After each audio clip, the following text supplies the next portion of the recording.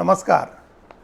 विपक्षी पार्टियों की जब बैठक चल रही थी मुंबई में, उसी दौरान दिल्ली में जो राजनीतिक घटनाक्रम हुआ और केंद्र सरकार ने जितनी तेजी से जिस तरह की चीज़ें की, उससे समूचा डिस्कोर्स और विपक्षी पार्टियों की सारी तैयारी एक तरफ हो गई और सारा फोकस इस बात पर चला गया कि संसद के विशेष सत्र में क्या होगा, या इस तरफ चला गया कि एक देश एक चुनाव का जो शगुफा भारत सरकार ने छोड़ा है, उसकी जो कमेटी बनाई है वो क्या करेगी, किस समय का कट ऑफ डेट तय होगा, किस समय सारे चुनाव एक साथ होंगे, सारी बहस इसकी तरफ मुड़ गई। और ये दोनों चीज़ें उसी समय हुई जब विपक्षी पार्टियां मुंबई में बैठक कर रही थी। पहले दिन 31 अगस्त को विशेष सत्र बुलाने की बात हुई और 1 सितंबर को कमेटी का गठन कर दिया गया पूर्व राष्ट्रपति रामनाथ कोविंद की अध्यक्षता में। तो ये एक तरह का झटका था अपोजिशन की पार्टियों के लिए। वहाँ जो 28 पार्टियां जुटी थीं, उनके भीतर एक सस्पेंस पैदा हो गया और वो सारी बातचीत इन सब चीज़ों पर होती रही। और यही कारण है कि कई चीज़ों का फैसला टाला गया मुंबई में। जैसे जो कमेटी बनी, 14 सदस्यों की एक जो समन्वय समिति बनी, उसके संयोजक का नाम तय नहीं किया जा सका। इसी तरह से कुछ और चीज़ें होनी थी जो नहीं हुई। सीट शेयरिंग की बात होनी थी जो नहीं हुई, या हुई अगर पर्दे के पीछे तो उसके बारे में लोगों को बताया नहीं गया। प्रेस कॉन्फ्रेंस में उसके बारे में कुछ कहा नहीं गया। प्रेस कॉन्फ्रेंस में सारी पार्टियों ने सिर्फ इतना कहा कि वो एक साथ लड़ने का संकल्प उन्होंने लिया। इसका एक प्रस्ताव भी रखा गया और ये कहा गया कि हम अब एक साथ आ गए हैं और हम अब भारतीय जनता पार्टी को हरा देंगे। तो ये इसमें कई पहलू हैं डिस्कशन के कि एक साथ आ गए हैं तो भारतीय जनता पार्टी को हरा देंगे, इस बात की क्या गारंटी है। आप एक साथ आ गए हैं तो सब एक साथ मिल करके लड़ेंगे, इसकी भी क्या गारंटी है। और संयोजक का फैसला कब होगा, वो जो आपने टाल दिया वहाँ मुंबई में, उसके बारे में कब चर्चा करेंगे और कब संयोजक। ये 3 बैठकें हो गई हैं और ये 3 महीने से कोई ऐसा एक सिस्टम नहीं बन सका है जिससे ये हो कि अब विपक्षी पार्टियों का एक सचिवालय काम कर रहा है, उसका एक संयोजक है, उसका एक अध्यक्ष है और वो सारी चीज़ें अब उसके थ्रू हो रही हैं। सारी चीज़ें अभी सब एडहॉक तरीके से हो रही हैं। तो ये तमाम पहलू हैं। अभी आज हम इस बात पर बात करेंगे कि विपक्षी पार्टियों का जो गठबंधन होना है उसमें सीटों का बंटवारा किस तरह से होगा। ये सारी पार्टियों ने कहा, लालू प्रसाद ने कहा कि अगर कुछ नुकसान उठाना है तो वो नुकसान उठा करके भी हम सीट का बंटवारा करेंगे। राहुल गांधी ने ये बात कही कि अब बहुत जल्दी सीटों का बंटवारा हो जाएगा। लेकिन सवाल है कि जो सीटों का बंटवारा कैसे होगा, उसका क्या फॉर्मूला है, क्या कोई फॉर्मूला तय हुआ या अभी फॉर्मूले पर बात होगी। जो संकल्प वहाँ पढ़ा गया मुंबई में, जिसकी अभी तक चर्चा हो रही है और जिसको अभी भी दोहराया जा रहा है और सारी पार्टियों के नेता उसको दोहरा रहे हैं, उसी लाइन को, वो लाइन ये है कि जहाँ तक संभव होगा सीटों का बंटवारा करेंगे। तो कहाँ तक संभव होगा, ये यक्ष प्रश्न है, बड़ा सवाल है कि कहाँ तक संभव होगा। तो इसका मतलब है, इस एक लाइन का ये मतलब, अगर इस लाइन को डिकोड करें तो इसका ये मतलब है कि पूरे देश में हर जगह कोई ऐसा समझौता नहीं होने जा रहा है। और इसके कई कारण हैं। पूरे देश में तो वैसे भी नहीं होना था कि 125-150 के करीब सीटें तो ऐसी हैं जहां गठबंधन की पार्टियां नहीं हैं। जो पार्टियां मजबूत हैं वहां या सत्तारूढ़ हैं या मुख्य विपक्षी पार्टी हैं, वो न एनडीए का हिस्सा हैं और न इंडिया का हिस्सा है। वो अलग अलग पार्टियां हैं। जैसे उड़ीसा में है, आंध्र प्रदेश में है। तो इन राज्यों की सीटें ऑलरेडी अलग हैं। जहां ये इंडिया गठबंधन है ही नहीं तो वहां के बारे में क्या साझा लड़ाई होगी। बहुत सारी सीटें ऐसी हैं जहां बीजेपी को सीधे लड़ना है कांग्रेस के साथ, तो वहां भी कोई ज़्यादा सहयोगी पार्टी नहीं है, इसलिए उन सब चीज़ों में भी नहीं होना है।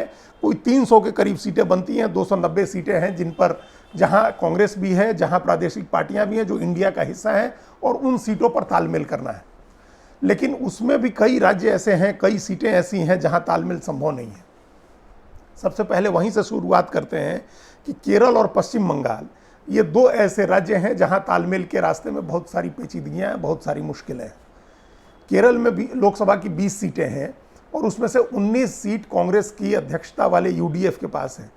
जो यूनाइटेड डेमोक्रेटिक फ्रंट है उसके पास है 19 सीटें, जिसमें कांग्रेस की 15 सीटें हैं और बाकी सीटें उसकी जो सहयोगी पार्टियां हैं, इंडियन यूनियन मुस्लिम लीग और केरल कांग्रेस के जो फैक्शंस हैं उनके पास हैं। और सिर्फ 1 सीट सीपीएम के पास है। तो ये संभव नहीं है कि वहाँ 20 सीटों पर तालमेल हो और कांग्रेस अपनी जीती हुई, यूडीएफ की जीती हुई 9 सीटें छोड़ दे और 10-10 सीट पर कांग्रेस और लेफ्ट मोर्चा लड़े। ये संभव नहीं है। एक तो ये इस वजह से संभव नहीं है क्योंकि कोई भी पार्टी अपनी जीती हुई सीट क्यों छोड़ेगी। और इतनी बड़ी संख्या में। और दूसरा रणनीतिक कारण है, वो कारण ये है कि अगर कांग्रेस और लेफ्ट दोनों एक साथ मिल जाते हैं केरल में, तो उसके बाद पूरा मैदान बीजेपी के लिए खाली हो जाएगा। जो अभी 10% वोट पर है, उसका वोट बढ़ के हो सकता है 20% 30% पहुंच जाए। लेफ्ट और कांग्रेस सारी सीटें जीत जाएंगे, लेकिन एक बहुत मजबूत आधार भारतीय जनता पार्टी को केरल में मिल जाएगा। और इस बात को लेफ्ट के नेता भी समझ रहे हैं, कांग्रेस के नेता भी समझ रहे हैं, इसलिए वहां तालमेल की संभावना नहीं है, वहां तालमेल नहीं होगा। यही स्थिति पश्चिम बंगाल में है। पश्चिम बंगाल में भी अगर लेफ्ट, कांग्रेस और ममता बनर्जी सब मिल जाते हैं, तो बाकी पूरा मैदान भारतीय जनता पार्टी के लिए खाली हो जाएगा। केरल के विपरीत बंगाल में भारतीय जनता पार्टी ने अपना एक मजबूत आधार बना लिया है। पिछली बार भी उसने लोकसभा में 18 सीटें जीती थी और विधानसभा में भी 77 सीटें जीती उसने। लोकसभा में उसको 40% से ऊपर वोट थे और विधानसभा में 38% से ऊपर वोट था। तो वो एक बड़ी ताकत है पश्चिम बंगाल में। वहाँ तालमेल करके और 42 सीटें लेफ्ट, कांग्रेस और ममता बनर्जी के बीच बांटने से बेहतर जो विपक्ष के नेता हैं उनको ये लग रहा है कि लेफ्ट और कांग्रेस अपनी लड़ाई लड़े, त्रिकोणात्मक लड़ाई बनाए। वहाँ त्रिकोणात्मक लड़ाई इसलिए जरूरी है ताकि पोलराइजेशन को रोका जा सके। वहाँ एक पोलराइजेशन ऑलरेडी है ममता बनर्जी के फेवर में। वहाँ जो अल्पसंख्यक वोट है, 30% के करीब मुस्लिम वोट है, उसका पोलराइजेशन है ममता बनर्जी की तरफ। अगर उसी गठबंधन में कांग्रेस और लेफ्ट भी चले जाते हैं, तो संभव है कि हिंदू वोट का पूरा पोलराइजेशन, मैक्सिमम पोलराइजेशन बीजेपी के फेवर में हो जाए। फिर बीजेपी वहां 18 से ज्यादा सीटें जीत करके बेहतर परफॉर्म कर सकती है। पिछले लोकसभा चुनाव में लेफ्ट और कांग्रेस को 12% वोट आया था। वो वोट लेने के लिए जरूरी है कि एक तीसरी ताकत वहां हो, तीसरी ताकत लड़े जो वोट का बंटवारा कराए। और मैसेज, धारणा के स्तर पर भी ये न बनने दे कि ये लड़ाई इस तरह की हो रही है कि एक तरफ मुस्लिम परस्ती वाला जो एक गठबंधन है वो है और दूसरी तरफ हिंदू वोट की राजनीति करने वाली पार्टी है। अगर ऐसा होगा तो फिर ममता बनर्जी को भी नुकसान होगा, लेफ्ट और कांग्रेस को भी नुकसान होगा। इस बात को ये नेता समझ रहे हैं। इसलिए केरल से अलग रीजन है, लेकिन उस कारण से पश्चिम बंगाल में भी तालमेल मुश्किल है। इसके अलावा तालमेल में थोड़ी कठिनाई उन राज्यों में आएगी जहां गठबंधन में नई पार्टियां जुड़ी हैं। जैसे महाराष्ट्र में कांग्रेस और एनसीपी लड़ते रहे हैं आपस में। 25 सीटें कांग्रेस और 23 सीट एनसीपी, या 26 कांग्रेस और 22 एनसीपी, इस तरह की लड़ाई रही है।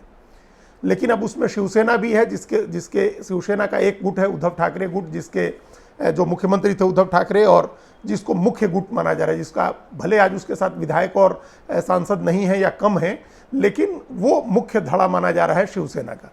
ये माना जा रहा है कि शिवसैनिक अभी भी बाला साहब ठाकरे के बेटे उद्धव ठाकरे के साथ हैं, और इस आधार पर उद्धव ठाकरे ज़्यादा सीटों की मांग कर रहे हैं। उद्धव ठाकरे भी बीजेपी के गठबंधन में 22 सीट पर लड़ते रहे, और उन्होंने 18 सीटें पिछली बार उनकी पार्टी जीती थी लोकसभा की। अब उनके पास उसमें से 4 या 5 एमपी बचे हुए हैं। तो मोटे तौर पर यह होगा कि राज्य की 48 सीटें हैं, जिसमें 20-22 सीट शिवसेना का उद्धव ठाकरे गुट भी मांगेगा, 20-22 सीट शरद पवार का खेमा भी मांगेगा। हालांकि शरद पवार की पार्टी का डिवीजन हो गया, उनके भतीजे अजीत पवार अपने कुछ एमएलए के साथ चले गए हैं बीजेपी की तरफ, और कांग्रेस का अपना दावा है ही ज़्यादा सीटें लड़ने का, जबकि उसके पास सिर्फ एक ही एमपी है। तो ये वहाँ एक मुश्किल आएगी कि किस तरह से तीनों पार्टियों के बीच बंटवारा हो। 14-14 या 15-15 सीटों का उसमें प्रकाश अंबेडकर की पार्टी के साथ भी तालमेल किया हुआ है उद्धव ठाकरे गुट ने, उसको कैसे देंगे। राजू शेट्टी का शेतकरी जो संगठन है उसको लेने की बात हो रही है, उसको कैसे एडजस्ट करेंगे। तो ये वहाँ एक नई पार्टी आने से पुराना समीकरण बिगड़ा है, तो वहाँ ज़्यादा होमवर्क करने की ज़रूरत होगी। और बिल्कुल इसी तरह का एक होमवर्क बिहार में भी करना होगा, क्योंकि वहाँ भी नई पार्टी गठबंधन से जुड़ी है।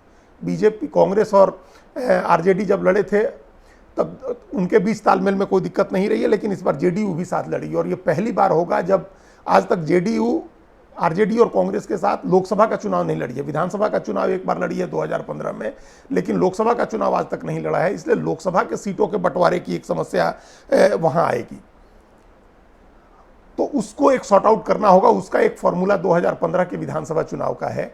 उस समय जिसको जितनी सीटें मिली थी उसको लोकसभा में कन्वर्ट कर दिया जाएगा। जैसे 100 सीट पर आरजेडी जेडीयू लड़े थे और 43 सीटें कांग्रेस को मिली थी, वहां एक लोकसभा के अंदर 6 विधानसभा की सीटें आती हैं। तो 6 अगर इसको उनकी विधानसभा सीटों को लोकसभा में कन्वर्ट करें तो कांग्रेस का दावा 7 सीट पर बनता है, और बाकी जो सीटें हैं वो 16-16 सीटें उनको मिल सकती हैं आरजेडी और जेडीयू को। लेकिन वहाँ 3 कम्युनिस्ट पार्टियां भी हैं जिनको एडजस्ट करना है, और कांग्रेस 8 सीटों की मांग कर रही है, अपने तमाम बड़े नेताओं के लिए सीट मांग रही है वो। तो 3 कम्युनिस्ट पार्टियां भी उसी अलायंस में है, सीपीआई, सीपीआईएम और सीपीआईएमएल। ये तीनों पार्टियां साथ में हैं और अलग अलग इलाकों में इनका असर भी है। बेगूसराय का इलाका है जहाँ असर है कम्युनिस्ट पार्टियों का, आरा का इलाका है जहाँ असर है, चंपारण का इलाका है। तो इन इलाकों में उनको भी सीटें दे करके एडजस्ट करने की ज़रूरत पड़ सकती है। तो इस तरह का एक समीकरण बिहार में एक बनाना होगा, सीट बंटवारा वहाँ एक मुश्किल का काम होगा। झारखंड में भी होगा, क्योंकि झारखंड मुक्ति मोर्चा को बड़ी संख्या में सीटें मिली हुई हैं। इस बार उसने पिछले चुनाव में 30 विधानसभा की सीटें जीती है और ये उसका ऐतिहासिक रिकॉर्ड है। तो उस मजबूत होने के साथ ही उसने ज़्यादा सीटों की मांग शुरू कर दी है, तो उसकी वजह से एक प्रॉब्लम होनी है वहाँ। ये सारी चीज़ें अब जैसे इन सारी चीज़ों पर इस तरह के एक आध राज्य और होंगे, उससे ज़्यादा नहीं होगा जहाँ समस्या आएगी। आम आदमी पार्टी का मामला है, उसके साथ भी सीट बंटवारे में थोड़ी मुश्किल आ सकती है। लेकिन अगर ये जो कोऑर्डिनेशन कमेटी बनी है, उस कोऑर्डिनेशन कमेटी के थ्रू ऐसा लगता है कि ये सीट बंटवारे की बातचीत नहीं हो पाएगी। उसके लिए अलग से कमेटीज बनानी होंगी, सब कमेटीज बनानी होंगी, स्टेट वाइज बनानी होंगी, और फिर एक आदमी जो संयोजक होगा वो मॉनिटर करके तालमेल कराएगा, तब ये बात बनेगी। 14 लोगों की जो समन्वय समिति है वह एक तरह की एक औपचारिकता दिख रही है, जिसमें ज़्यादातर पार्टियों ने अपने ऐसे लोगों को उस कमेटी में रख दिया है जिनका पॉलिसी डिसीजन में कोई से नहीं होता है। वो पॉलिसी डिसीजन करने वाली अथॉरिटी नहीं होते हैं अपनी पार्टी के अंदर। 5-6 लोग हैं बस 14 में से जो अपनी पार्टी के लिए डिसीजन करेंगे, जैसे हेमंत सोरेन जेएमएम के लिए करेंगे, या शरद पवार एनसीपी के लिए करेंगे, या डी राजा सीपीआई के लिए करेंगे। तो ऐसी पार्टियां, या पीडीपी है महबूबा मुफ्ती करेंगी, नेशनल कॉन्फ्रेंस है उमर अब्दुल्ला करेंगे। तो ये 5-6 लोग हैं गिने चुने जो अपनी पार्टी के बारे में डिसीजन करेंगे, बाकी कोई डिसीजन नहीं करेगा। राघव चड्ढा आम आदमी पार्टी की तरफ से हैं, वो फैसला नहीं कर सकते हैं। तेजस्वी यादव फैसला करेंगे, वो आरजेडी की तरफ से हैं, लेकिन जेडीयू की तरफ से ललन सिंह है, वो फैसला नहीं करेंगे। कांग्रेस की तरफ से केसी वेणुगोपाल हैं, वो फैसला नहीं करेंगे। तो वो कमेटी एक औपचारिकता के लिए बनी है, सीट बंटवारे पर बातचीत करने के लिए अलग कमेटीज बनानी होंगी और उसको मॉनिटर करना होगा। जो भी संयोजक नियुक्त होगा वो उसकी अलग से बैठकें करनी होंगी। सद्भाव सभी पार्टियों का है, लेकिन पॉलिटिक्स में इंटरेस्ट एक अपनी चीज़ होती है। जैसे उत्तर प्रदेश में किस तरह से तालमेल होगा, समाजवादी पार्टी कितनी सीटें छोड़ेंगी, क्या बहुजन समाज पार्टी उसमें शामिल होगी अलायंस में। अभी मायावती कह रही हैं कि वो नहीं लड़ेंगी, ना इस गठबंधन में रहेंगी ना उस गठबंधन में, लेकिन उनको पता है कि अगर वो अकेले लड़ी तो फिर लोकसभा में 0 सीट पर आ जाएंगी, जो 2014 में स्थिति थी। 20% वोट था जब उनके पास, अब तो 13% वोट पर आ गई हैं वो। तो इस हकीकत को वो समझ रही हैं। तो हो सकता है कि आगे उनसे बात हो, उनके आने के बाद फिर समीकरण बदलेगा। तो सीट बंटवारा एक मुश्किल राज्य उत्तर प्रदेश भी है। अभी कुछ राज्यों में 6 राज्यों की 7 विधानसभा सीटों पर उपचुनाव हो रहे हैं, उनके नतीजों से भी बहुत चीज़ें तय होंगी। जैसे पश्चिम बंगाल की धूपगुड़ी सीट है जो सिलीगुड़ी के अंदर आती है, उस सीट पर उपचुनाव है, जहां सीपीएम के कैंडिडेट को कांग्रेस ने समर्थन किया है और बीजेपी वर्सेज तृणमूल कांग्रेस लड़ाई है। अगर सीपीएम और कांग्रेस मिलकर के इतना वोट काटते हैं कि बीजेपी हार जाती है, तब एक दूसरा फॉर्मूला होगा वहां सीट बंटवारे का। अगर इनके वोट काटने से तृणमूल कांग्रेस हारती है तो दूसरा फॉर्मूला होगा। इसी तरह से उत्तर प्रदेश में घोसी सीट पर कांग्रेस ने समर्थन किया है समाजवादी पार्टी का, ये एक शुरुआत है। उसके बाद वहाँ तालमेल की उनकी बात आगे बढ़ेगी। तो इस तरह की है सीटें। अब जैसे केरल में भी एक सीट पर लड़ाई है ओमन चांडी की, हालांकि उसके नतीजे से बहुत कुछ नहीं बदलेगा। डुमरी में जरूर एक सीट है, बाई इलेक्शन हो रही है झारखंड में, डुमरी सीट, जहाँ वोट के एक खास तबके को लेकर के एक फैसला आना है। उसके बाद कुछ चीज़ें झारखंड में बदल सकती हैं। तो इन उपचुनाव के नतीजों के आधार पर भी विपक्ष को अपना मूड बनाने और अपना समीकरण तय करने की राह दिखेगी उनको।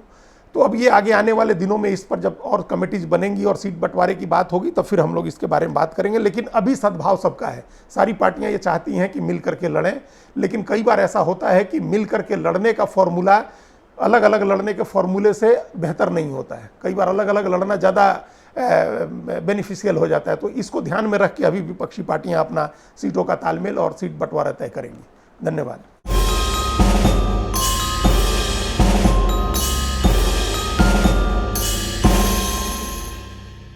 कृपया हमारे चैनल के साथ जुड़िए, लाइक कीजिए, सब्सक्राइब कीजिए, बेल आइकॉन जरूर दबाइए।